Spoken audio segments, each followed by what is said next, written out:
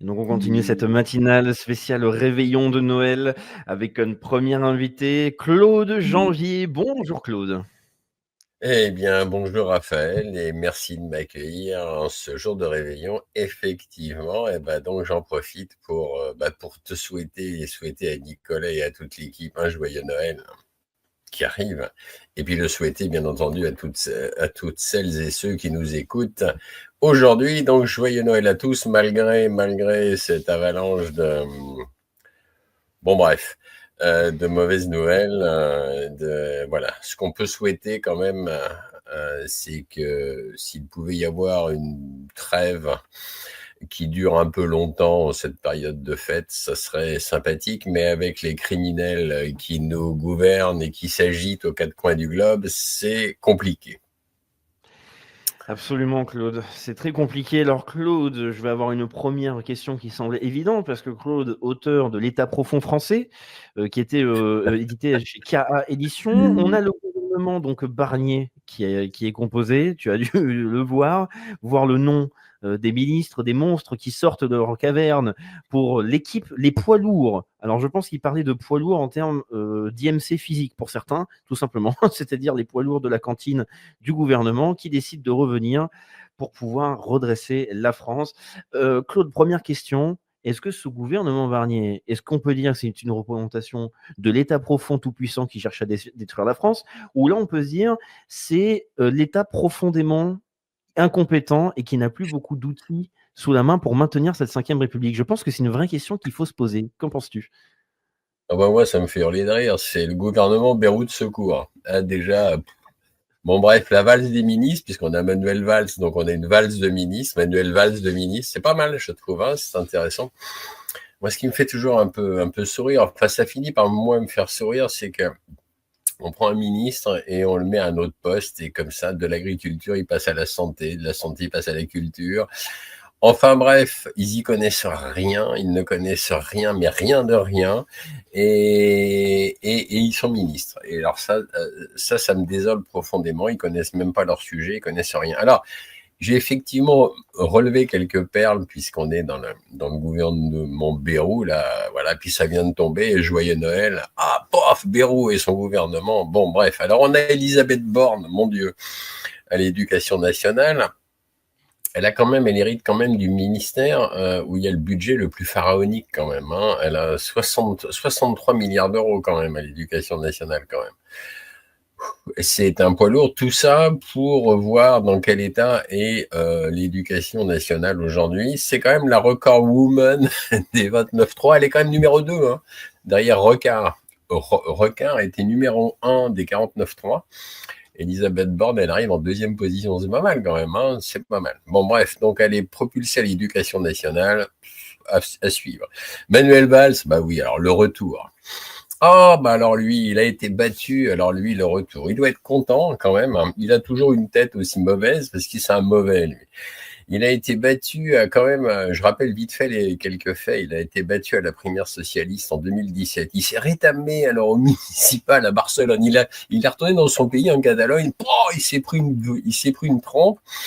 Les Catalans, allez, au revoir. Mais Et peut-être, Claude, excuse-moi, mais important, rappeler l'orientation ouais, politique du camp politique qu'il avait rejoint en Catalogne, parce que ce n'était pas le Parti socialiste en fait. Ce n'était pas. oui, oui, Mais oui. oui, oui, oui, c'est vrai, c'est vrai. Mais alors, ce qui est intéressant en Catalogne, c'est qu'il a quand même été condamné par la Cour des comptes espagnole pour financement irrégulier de sa campagne, a versé quand même 277 000 euros. Hasta la vista. Ah, ça c'est mal, ça c'est mal. Il a été balayé après au premier tour des élections législatives en 2022 sous la bannière de la République en marche. Et là, oh, allez, ministère de l'Outre-mer, des départements de l'Outre-mer, à Mayotte, au revoir. Bon, eh ben, Valls. Gérard Darmanin, ministre de la Justice, alors ça, lui, de l'Intérieur, il nous passe à la justice. Il y a quand même une affaire qui m'avait un peu quand même attiré l'attention. Enfin, il n'y a pas qu'une affaire avec lui, d'ailleurs, parce que Darmanin... C'est qu'en janvier 2022, si j'ai bonne mémoire, il y avait une manifestation organisée par Florian Philippot, et en fait, Darmanin avait accusé les manifestants de Philippot de faire le salut nazi. Et en réalité, c'était faux, c'était absolument faux. Et le Darmanin en question, quand il a été interviewé quand même par une journaliste d'un grand média, hein, enfin d'un média de grand chemin plutôt, parce que grand média, ça m'énerve, avait quand même dit « Ah oui », et la journaliste lui dit « Mais bon, vous pourriez peut-être vous excuser parce que vous avez diffusé quand même une fausse affirmation, etc. » Lui, pas du tout. Il a dit droit dans ses bottes, il a dit non, je pourrais m'excuser, de toute façon, c'était factieux, gna gna gna. Bref, il n'y a rien à en étendre. Alors, ce gars-là, ministre de la Justice, ça va être du lourd. Eh, mon Dieu. Alors après, il y a François Rebsamen. Alors lui, ministre de l'Aménagement et des Territoires. Alors lui, j'avais écrit un billet en 2020, parce qu'en fait, il y a un quartier à Dijon, puisqu'il est maire de Dijon, lui. Il était maire de Dijon à l'époque, je crois qu'il y est toujours, je sais plus. Enfin bon, bref, peu importe. Et à l'époque, à Dijon, il y a un quartier qui s'appelle le quartier des Grésilles. Et ça grésillait sérieux en début janvier 2020, puisqu'il y avait un affrontement dans les rues d'une communauté tchétchène contre une communauté maghrébine, et les mecs, ils étaient armés de Kalachnikov et ils tiraient dans les rues. Mais véridique, hein, j'avais vu des vidéos de les mecs, ils étaient dans les rues. Waouh, waouh. Et Rebsamen, il nous avait fait une petite déclaration. Oui, le quartier des Grésilles, c'est un quartier sympa, touristique, ouais, où il fait bon de se promener. Enfin, c'était, ouais, bref, le dernier quartier à la mode. En réalité, quand on regarde un peu sur le net, il y a sans arrêt des affaires de drogue. Là, récemment, ils ont encore saisi 12 000 € de cam dans une cave. Bon, bref, mais à l'époque, cet affrontement entre les deux communautés, c'est ça qui m'avait attiré l'attention, c'est que ça avait duré 3 jours. 3 jours où les pauvres habitants de ce quartier, je sais même pas, les pauvres, ils ne devaient pas sortir de chez eux. Il y avait le raid à la porte du quartier. Le raid n'est pas intervenu, jamais. En réalité, cette affaire a été réglée par un imam local qui a réuni les deux dirigeants, enfin les deux têtes des deux communautés devant un thé à la menthe, là, avec des petits gâteaux de l'Aïd, et il leur a dit, bon, écoutez, le trafic, hein, je sais pas ce qu'il leur a dit, mais il leur a dit, votre quartier, toi c'est là, basta, on n'en parle plus, et l'affaire a été enterrée. Ce qui veut dire que une affaire grave comme ça a été réglée par un imam et n'a même pas été réglée par la police. Et le Rebsamen qui était en train de là nous faire le porte-étendard du quartier des Grésilles. Et mon billet à l'époque, j'avais fait une petite touche d'humour un peu facile, ça grésille au quartier des Grésilles, j'en avais rajouté une couche avec Amora, la déesse de la moutarde, qui m'ont donné, enfin bon, bref, passons. Je passe. Moi, de temps en temps, je peux être un peu taquin, comme ça. Après, là, ce qui m'ennuie beaucoup dans le nouveau gouvernement Bayrou, c'est qu'ils en ont gardé deux extrêmement dangereux. Et c'est Benjamin Haddad et Jean-Noël Barrot qui sont tous les deux restés à leur poste. C'est-à-dire Haddad, lui, il est ministre délégué chargé de l'Europe et Barrot, il est ministre de l'Europe et des Affaires étrangères. Et tous les deux sont des pro-Zelensky, des pro-Ukraine, des pro-guerre. En revanche, ça, c'est très inquiétant, surtout en cette période. Petite anecdote qui n'en est pas une, d'ailleurs. Benjamin Haddad, quand même, il a reçu quand même 12 200 € par mois par l'Atlantic Council, parce qu'il a été travaillé aux États-Unis, il a été embauché par l'Atlantic Council pour être le représentant des intérêts américains en France et en Europe, il faut le savoir. Il a quand même palpé pendant plusieurs mois 12 200 €.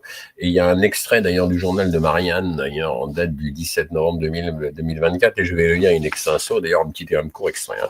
Le ministre délégué a travaillé aux États-Unis de 2014 à 2022, quand même, dans des think tanks politiques.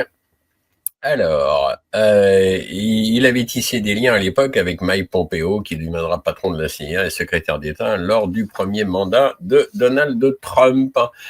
Et il a palpé, donc, je le répète une nouvelle fois, 12 200 € par mois, c'est pas mal le tout pendant 8 ans. Et il est ministre de l'Europe, super. Alors, après, qu'est-ce qu'on a? Ah bah oui, on a Madame Amélie de Montchalin. Ah, je l'aime bien, ma Amélie de Montchalin, parce que elle est ministre chargée des comptes publics. Alors là, je l'aime beaucoup parce que je rappelle quand même, pour ceux qui l'auraient oublié, c'est qu'en 2017, elle était députée, En Marche. Et tout d'un coup, elle s'est dit, oh, alors ça va pas du tout. Moi, j'ai des enfants et je veux qu'on me rembourse mes frais de babysitting. Ah ouais.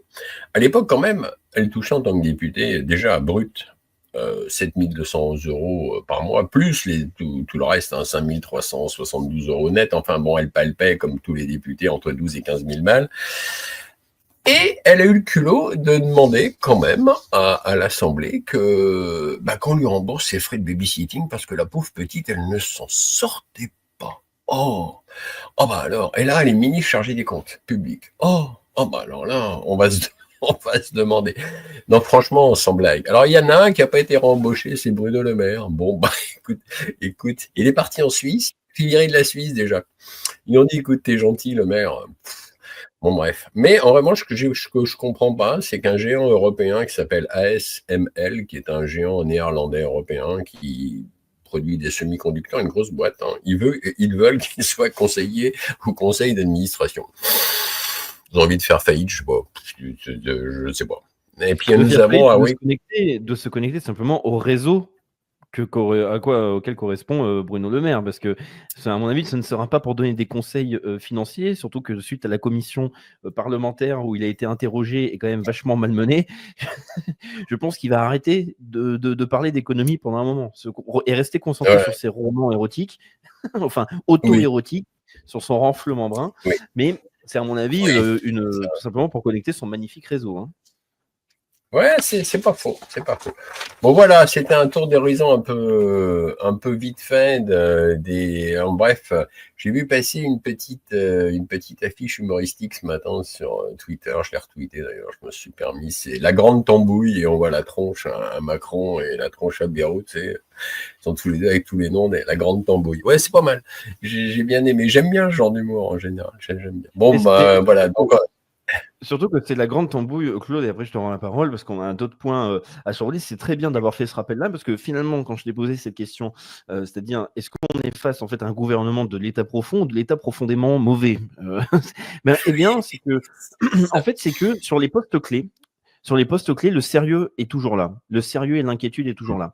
C'est-à-dire que sur les positions européennes, internationales, par exemple, parler d'un Barrot, regardez les interviews récentes de Barrot, regardez ses pupilles, et ensuite regardez directement sur Doctissimo ou ce que vous voulez, dans quel contexte on peut avoir des yeux et une attitude à ce point-là. Et peut-être que les mœurs d'Emmanuel Macron, on va dire, se diffusent dans cette cage aux folles qu'est l'Élysée selon Le Monde. Bref, en tout cas, c'est vrai que sur tout l'aspect économique, des finances publiques ou autres, là, on en reste sur l'état profond et sur le démantèlement de la France et sur le contrôle des finances. Là, on ne rigole pas. Manuel Valls, on peut en rigoler parce que c'est triste à dire, mais que va faire un ministre de l'Outre-mer? Voilà. On ne sait pas exactement ce qu'il peut faire. On va pouvoir regarder. Quand on voit un Darmanin qui, lui, est à la justice, là, ça peut être aussi quand même quelque chose à surveiller parce que Darmanin, lui, c'est un animal politique et lui, c'est quelqu'un d'agressif et de méchant, on va dire, qui a de grands... il est agressif, il est méchant, c'est un méchant, lui. Voilà, et le fait de voir aussi même une Elisabeth Borne, on est obligé d'en rire maintenant parce que et c'est que ça qui nous reste quand on a vu tous les 49.3 qu'elle a pu mettre en avant, mais une Elisabeth Borne, quand on observe tout son parcours de vie, donc Elisabeth Bornstein d'ailleurs, on va plutôt dire les noms complets quand même, c'est quand même plutôt utile pour essayer de savoir d'où ces personnes viennent et quel est le linéage, qu'ils aiment bien parler souvent de la grande lignée politique et républicaine. Donc en fait, on voit que sur l'aspect économique et politique extérieur, eh bien là, le sérieux reste quand même. Et aussi, c'est qu'on voit que Bayrou finalement est quand même un personnage utile qui peut servir véritablement d'épouvantail parce qu'il a un ridicule naturel qu'il arrive à traîner. On voit même constamment ses erreurs de communication qu'il arrive de manière magistrale à faire toujours. Je rappellerai, on n'en a pas parlé avec Nicolas tout à l'heure, mais c'est un rappel important. Hier, c'était une journée de deuil national. Il y a eu une minute de silence à faire, mais c'était une journée de deuil national. Donc, Bayrou a attendu 18 heures avant d'annoncer son gouvernement exprès pour respecter cette journée de deuil national. Mais quelle a été sa communication sur Mayotte lorsque le deuil national a été terminé? C'est dire, il n'y a pas des centaines de morts, il n'y en a qu'une dizaine, pas des milliers, d'accord? Donc tout va bien. Ouais, le problème, c'est qu'on est dans c'est répugnant, c'est abject. Non, mais c'est abject, vraiment. On est vraiment dirigé par des baltringues et des tocards, quoi. Comme je le dis souvent, ou je l'écris souvent dans mes billets, il est vraiment le temps de nettoyer les écuries d'Ogias. Hein. Ça commence à bien faire et ça commence vraiment à m'énerver, sérieusement. Ouais, pas que moi, ça énerve d'ailleurs, mais bon, on n'est pas encore assez énervé. Il faudrait vraiment qu'il y ait une majorité de gens parce que là, je trouve que ça commence à bien faire, quoi. On est en train d'engraisser et de nourrir des inutiles, mais vraiment des inutiles, quoi. Des tocards et des baltringues, voilà, c'est vraiment ça, quoi. Ouais, vraiment.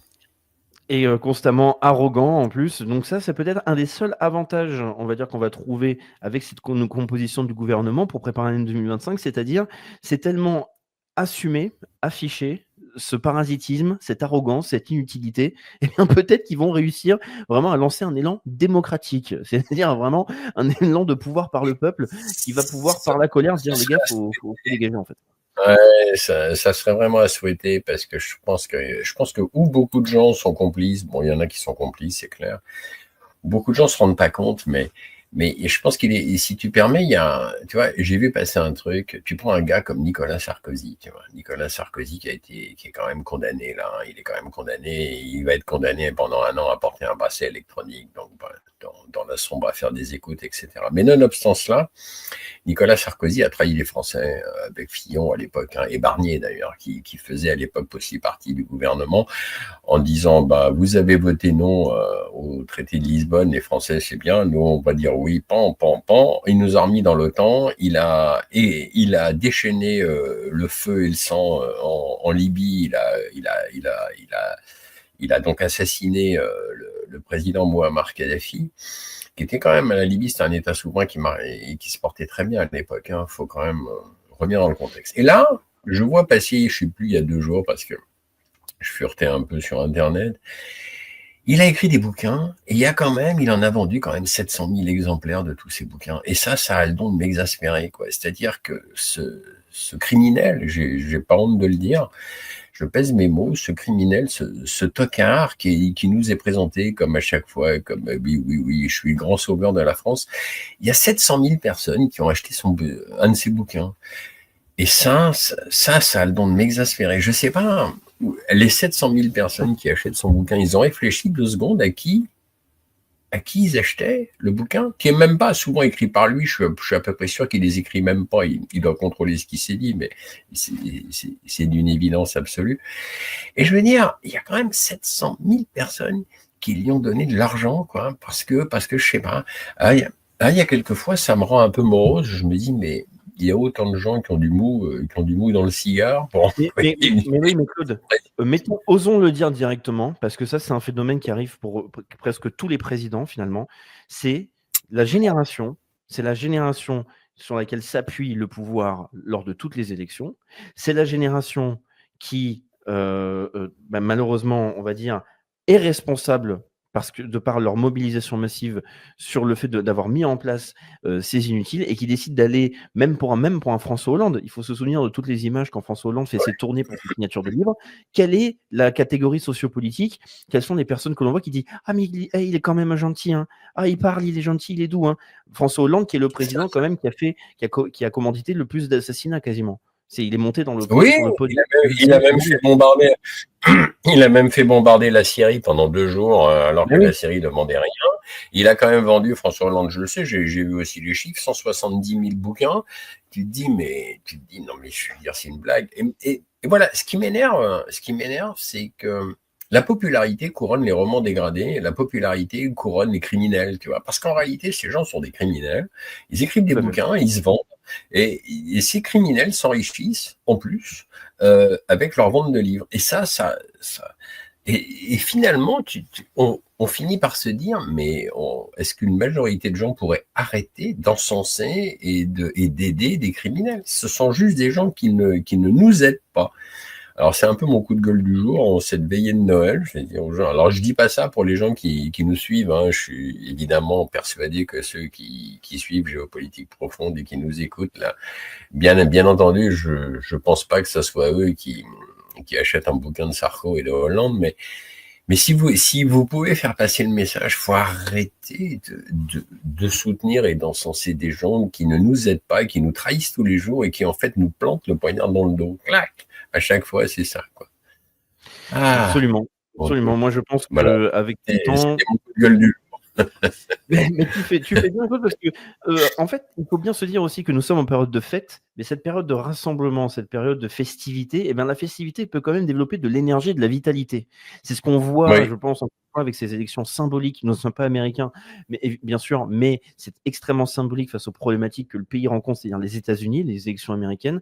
Il faut faire preuve de vitalité. Il faut un élan vital. D'ailleurs, on a une émission qui sera diffusée ce dimanche qu'on a fait avec Lucien Cerise et Terence, où là, on va même avoir une dimension un petit peu plus même philosophique, où on parle de la dimension nietzschéenne, finalement, des élections américaines. Mais c'est vraiment, en tout cas, ce n'est pas parce qu'on doit faire une période de fête qu'il faut tout simplement être gentil, doux et pardonner.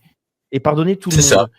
Et quand on dit pardonner tout le monde, c'est en fait de dire c'est pas grave. C'est grave, il faut savoir le garder en tête. Il faut savoir apaiser, faire preuve de don, de charité autour de nous. Mais il faut avoir aussi quand même l'attitude de jugement et de juge populaire, et même de juge moral, et peut-être même pour certains divins, qui va devoir s'abattre sur la France et sur ses traîtres à la nation, qui, en plus, face à une fin de règne, une chute de régime à venir, montre une arrogance, mais absolument insupportable. Mais en même temps, ça, c'est peut-être aussi quelque chose qui doit nous rassurer. C'est peut-être parce qu'ils n'ont que ça aussi, pour beaucoup d'entre eux. Ce sont tous, pour la majorité quasiment, pour beaucoup d'entre eux, en tout cas, ce sont des anciens de la politique, ce sont des personnes âgées, ce sont des personnes qui vont disparaître. Et la nouvelle génération, c'est tout ce qui a été représenté d'ailleurs par La République En Marche. Souvenons-nous de la première composition de La République En Marche. Tous les députés, tous les cabinets qui avaient, tous les techniciens qui avaient intégré cette équipe-là, c'était des nuls. C'était des jeunes inexpérimentés. Il faut se souvenir sur les plateaux télé de tous ceux qui s'exprimaient au nom de La République En Marche. Ils ne parlaient pas français, ils ne savaient pas compter, ils ne savaient pas ce qu'ils foutaient là. Ils disaient non mais moi je ne sais pas ce que je fais là. J'ai rejoint La République En Marche. Tout le monde avait rejoint ce bateau-là. Et ça, il faut se dire qu'avec la médiocrité, je pense que ça peut nous donner, si on garde cet esprit-là, c'est-à-dire de la colère saine, une volonté véritable de rassemblement, parce que la crise est là, les choses ne peuvent que bien se passer, et c'est à mon avis un message qu'il faudra transmettre pendant ces fêtes de Noël. Vous aimez nos émissions ? Ouais. Vous aimez les différents formats qu'on vous propose ? Ouais. Tant mieux, car vous allez adorer notre revue mensuelle. Et pourquoi ? Car on a recruté les meilleurs experts pour vous offrir des analyses sans tabou sur les sujets clés de notre société, économie, politique, criminalité d'État, technosciences, mondialisme. Et on vous livre bien sûr toutes nos solutions financières pour préparer votre avenir. Oh, l'avenir, c'est ce qu'on a inventé de mieux pour gâcher le présent. Cliquez sous la vidéo pour recevoir votre revue dans votre boîte aux lettres et avoir accès aux meilleures informations qu'on ne peut pas dire sur YouTube.